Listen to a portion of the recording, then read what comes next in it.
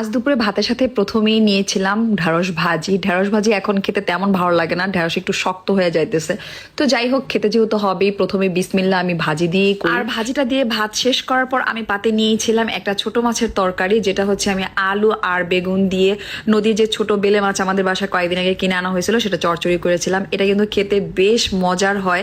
আসলে ছোট মাছ বলতেই অনেক বেশি মজার, তবে আমার কাছে মনে হয় নদীর বেলে মাছ একটু বেশি মজার হয়। বেলে মাছটা দিয়ে ভাত শেষ করার পর পাতে নিয়েছিলাম একটা ডিমের তরকারি, যেটা অনেক মজার হয়েছিল।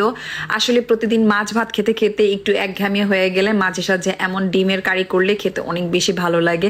আর আমি ডিম সব সময় কুসুমটাকে ভাতের সাথে মেখে খেতে পছন্দ করি। তারপর পাতে নিয়ে নিলাম ঢেঁড়স দিয়ে ডাল তরকারি, আর হচ্ছে একটুখানি আমের আচার। ঢেঁড়সের দিয়ে ডালটা, এটা কিন্তু খেতে খুবই মজার হয়। ঢেঁড়স প্রথম প্রথম ভাজি খেতে ভালো লাগে, তারপর যখন একটু শক্ত হয়ে যায় তখন এমন ডাল দিয়ে রান্না করলে খুবই ভালো লাগে। আলহামদুলিল্লাহ, আজকে এইগুলি ছিল আমার দুপুরের খাবার।